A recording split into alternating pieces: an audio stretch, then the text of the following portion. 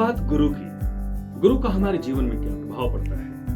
गुरु जब हमारे राशि में जब मजबूत होते हैं तब क्या स्थिति होती है, और जब गुरु कमजोर हो जाते हैं तब हमारे जीवन पर कैसा प्रभाव पड़ता है?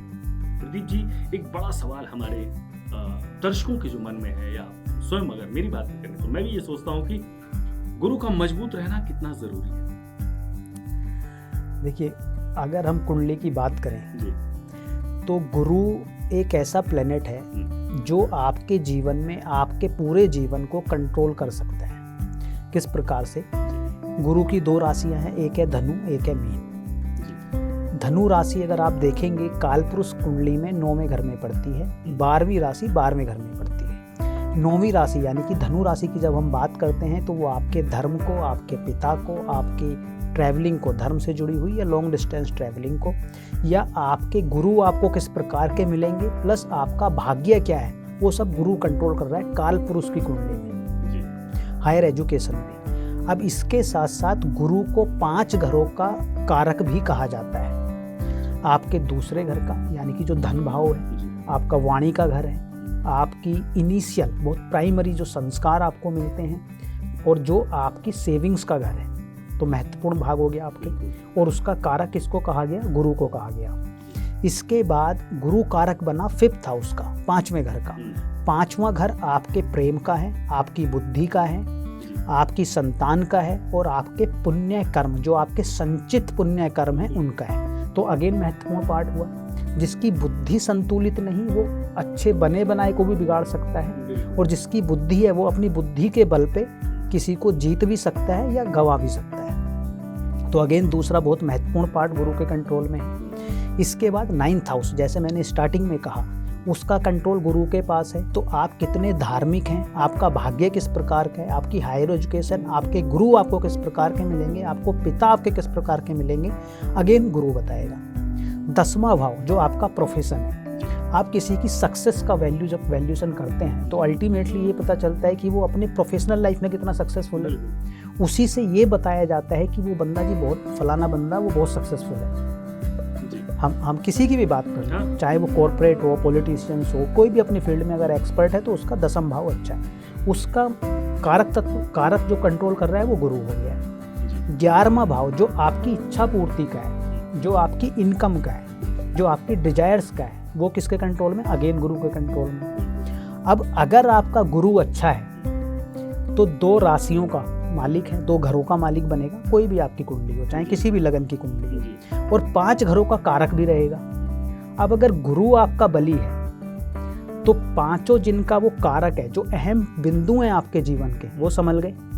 आपका धन संभला, आपका परिवार संभला, आपकी वाणी संभली, आपकी बुद्धि, आपके बच्चे, आपकी संतान, आपके पुण्य कर्म, आपका भाग्य, आपके पिता, आपका प्रोफेशन, आपकी इच्छा पूर्ति, सारी गुरु कंट्रोल कर सकता है। जिसका गुरु अच्छा है तो इसलिए उसको बोलते हैं कि उस पर विशेष रूप से ईश्वरीय कृपा है, भगवान की कृपा है। वो क्यों बोल रहे हैं? क्योंकि 5 घरों का कारक और 2 घरों का मालिक है, महत्वपूर्ण पोर्टफोलियो वो संभालता है।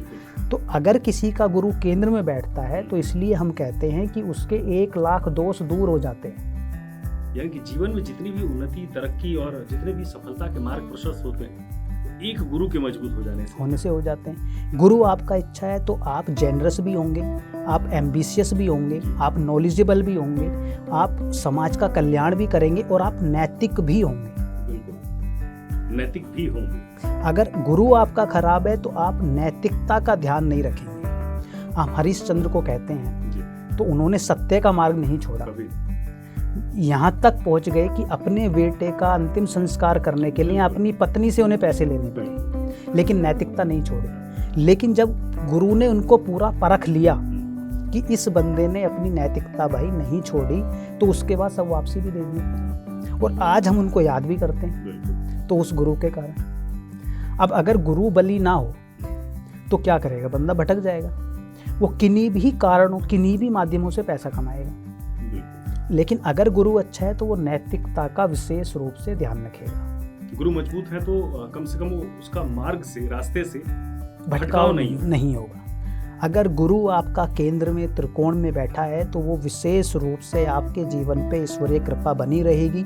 जब भी आप किसी भी परिस्थिति में फंसेंगे और आप प्रभु को याद करेंगे तो आपको रास्ता अवश्य मिलेगा। क्या किसी अन्य ग्रह के साथ मिलने के बाद कभी ऐसा होता है किसी ग्रह के साथ मिलके गुरु का प्रभाव कमजोर हो जाता हो? देखिए, इसमें जो सबसे ज़्यादा कॉन्फ्लिक्ट आता है या जो सबसे कंट्रोवर्सी जिस पे होती है वो गुरु चांडाल योग की होती है। गुरु चांडाल हमने पहले भी एक बार कवर किया था। तो लेकिन मुद्दा वही है, अगर आपका गुरु अच्छा है तो फिर ऐसा गुरु वो क्या जो चांडाल को अपने गुरु में परिवर्तित ना कर पाए। तो इसका मतलब क्या है, गुरु कमजोर है कि चांडाल के साथ आने से वो खराब हो गया। अगर गुरु बलवान है तो चांडाल उसके संपर्क में आने से गुरु जैसा बिहेव करेगा। तो वही हम कहते हैं कि अगर आपका गुरु स्व राशि का है, उच्च राशि का है, नवांश में वो वर्गोत्तम हो रहा है या फिर वो बली है कि अपनी उच्च राशि में चला गया है, तो गुरु उस राहु को भी कंट्रोल कर देगा। आचार्य जी, एक सवाल अमूमन लोगों के जहन में आता है कि लोग सुनते हैं एक दूसरे से कि कहा जाता है कि गुरु कमजोर हो गए हैं आपके, गुरु कमजोर है। तो इसके पीछे का क्या तथ्य होता है? गुरु कमजोर कैसे हो जाते हैं? देखिए, गुरु कमजोर होने के लिए कई रीजन्स हो सकते हैं। पहला रीजन हो सकता है कि गुरु अपनी नीच राशि में हो। गुरु की नीच राशि मकर है, शनि की राशि है। अगर नीच राशि में गुरु जाते हैं अपनी में तो वो कमजोर हो जाते हैं। लेकिन अगर वो वहाँ पर रेट्रो हैं, अगर वो वहाँ पर वक्री हैं तो उतना नकारात्मक प्रभाव नहीं मिलेगा। लेकिन अगर वो नीच राशि में है और वक्री भी नहीं है तो मतलब उनकी जो शक्ति है वो क्षीण हो गई है, वो कमजोर हो गए हैं। आप समझिए ना कि आप गुरु को अगर किसी ऐसे व्यक्ति के घर में बैठा देंगे जहाँ पर कोई भी नैतिकता का कार्य ना होता हो, दास के घर में कहीं बैठा देंगे तो वो कमजोर महसूस कर सकता है। तो ये एक रीजन हुआ। या फिर गुरु के ऊपर 2-3 नकारात्मक प्लेनेट का, पापी ग्रहों का प्रभाव आ जाए। मान लीजिए गुरु राहु के साथ बैठे हैं, शनि की दृष्टि भी वहाँ पर आ जाए, मंगल की दृष्टि भी वहाँ पर आ जाए, तो उससे क्या हुआ कि जो आपके मैलेफिक प्लैनेट थे, जो पापी ग्रह थे, उन्होंने उनको ग्रसित कर दिया, कमजोर कर दिया। तो अब गुरु अपना प्रभाव नहीं दे पा रहे। और आप देखेंगे कि जिनका गुरु अच्छा होता है और मान लीजिए उनके जीवन में गुरु की महादशा है, अब अगर उन्होंने नैतिकता से पैसा कमाया है तो जब गुरु के बाद शनि की महादशा आएगी तो वो उनको अपार धन देगी।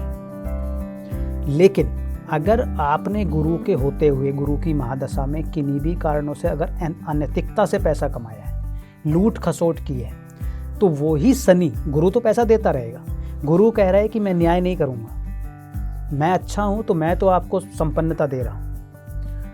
न्याय के कारक शनि, गुरु के बाद शनि की महादशा। अब अगर आपने गुरु के कालखंड में, उस महादशा में कुछ गड़बड़ की है तो शनि उसका पूर्ण हिसाब किताब आपके जीवन में लेके आएगा। बिल्कुल। आपकी कुंडली में गुरु कहाँ बैठे हैं और कैसा प्रभाव दे रहे हैं, ये जानने के लिए आपकी टीवी स्क्रीन पर लगातार नंबर फ्लैश हो रहे हैं। आप हमें व्हाट्सएप कर सकते हैं, आप हमें मेल कर सकते हैं अपनी जन्म की तिथि, जन्म का समय और जन्म का स्थान।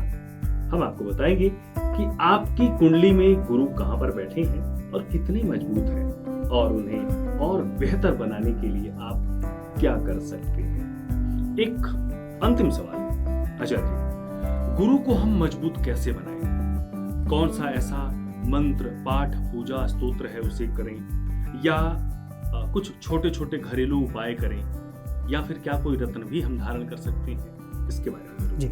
सबसे पहले तो आप अपने गुरु को समझिए कि गुरु आपकी कुंडली में किस घर में बैठा हुआ है, उससे जुड़ा हुआ आप कार्य कीजिए। एग्जाम्पल लेते हैं, गुरु, हम ये कहते हैं कि गुरु जहाँ पर बैठते हैं वो हानि करते हैं, यानी कि गुरु जिस भी घर में बैठेंगे उस भाव की हानि करते हैं, उसमें कमी ले आते हैं। अब कमी किस प्रकार से लाते हैं कि कोई भी जो ज्ञानी व्यक्ति होता है, जो भी कोई गुरु होता है, वो अपने ऊपर ध्यान नहीं देता है, वो समाज के ऊपर ध्यान देता है, वो बाकी सबको अच्छा करता है, अपने आप पे उतना उसका फोकस नहीं होता है। कहते दिया तले अंधेरा। हाँ। तो पूरे जगत को वो रोशनी दे रहा है, लेकिन जो उसके नीचे का खुद पार्ट है वहां पर उसने ध्यान नहीं दिया। तो अब जो उस गुरु की दृष्टियां होती हैं, गुरु को स्पेशल दृष्टियां मिली हैं 5वीं और 9वीं, 7वीं सभी के पास होती है। तो इन दृष्टियों को जहां भी इनकी दृष्टि पड़ती है वहां पर अमृत वर्षा होती है, ऐसे कह सकते हैं। अब मान लीजिए आपका गुरु सेकंड हाउस में बैठा है। अब सेकंड हाउस में बैठ के गुरु आपके साथ ये तो करेगा कि आप अपने धन पे, अपनी सेविंग्स पे ध्यान ना दें, आप अपने परिवार पे उतना ध्यान ना दें, लेकिन उसकी एक दृष्टि आएगी छठे घर पर, एक आएगी दसम भाव पर, एक आएगी जो आपकी सेवा का भाव है, जो आपके ऋण का भाव है, जो आपके शत्रुओं का भाव है, जो आपके रोग का भाव है, एक आएगी आपके दसम भाव पर जो आपके कर्म का भाव है, प्रोफेशन है आपका। अब वो आपकी सेवा भाव को और ऋण रोग शत्रुओं से आपको मुक्ति दिलाएगा और दसम भाव को चमकाएगा, आपकी प्रोफेशनल लाइफ में बहुत ग्रोथ लेके आएगा। लेकिन जरूरी नहीं कि आप उस प्रोफेशनल लाइफ में आपके मान सम्मान होगा, सब कुछ होगा, पैसा भी कमाएंगे, लेकिन सेविंग कर पाएंगे ये जरूरी नहीं। अब आपको इस गुरु के लिए कॉन्शियस रहना पड़ेगा। अगर आपका फोकस उस सेकंड हाउस से हटा सेविंग से, तो वो बिल्कुल नहीं होने देगा। तो एक तो आपको प्रैक्टिकली वो रास्ता निकालना पड़ेगा और आपको लगातार कोशिश करती रहनी पड़ेगी, यानी कि दिए को हिलाना पड़ेगा कि उसके नीचे भी कुछ रोशनी किसी न किसी प्रकार से आ जाएगी। दूसरा, अगर आपको उसको मजबूत करना है तो अपना चरित्र, नैतिकता कभी ना छोड़ें। अगर उसके अपनी माता के साथ संबंध अच्छे हैं, मधुर हैं, एक ही आवाज़ पे वो माता के लिए उठकर खड़ा हो जाता है, इसका मतलब उसका गुरु परफेक्टली काम कर रहा है। क्योंकि गुरु उच्च का कहाँ होता है? कर्क राशि में। कर्क राशि का स्वामी कौन है? चंद्रमा। और माँ का कारक कौन है? चंद्रमा। मन का कारक भी कौन है? चंद्रमा। और पहली संस्कार माता से आते हैं। तो अगर आपका गुरु अच्छा है तो आपके अपनी माता के साथ संबंध जरूर अच्छे होंगे। एक अंतिम उपाय बताएं, क्या मंत्र हम कुछ? 2 उपाय मैं बोलूँगा जी। पुखराज आप पहन सकते हैं। दूसरा, विष्णु सहस्त्र नाम का आप जाप कर सकते हैं। आप बृहस्पतिवार के आप फास्ट कर सकते हैं, दान पुण्य कर सकते हैं और नैतिक चरित्र आपका अपना ठीक रख सकते हैं। तो ये था गुरु का प्रभाव हमारी कुंडली में, कैसे हम गुरु को बेहतर कर सकते हैं। प्रदीप जी, आप हमारे स्टूडियो में आए, आपका बहुत बहुत धन्यवाद। ये था आपका साप्ताहिक राशिफल और साथ ही गुरु को हम कैसे मजबूत कर सकते हैं, गुरु का हमारे जीवन में क्या प्रभाव पड़ता है, इसके बारे में आपने जाना। और लगातार इसी प्रकार से हम आपको साप्ताहिक राशिफल क्या है आपका बताते रहेंगे। फिलहाल मुझे दीजिए इजाजत।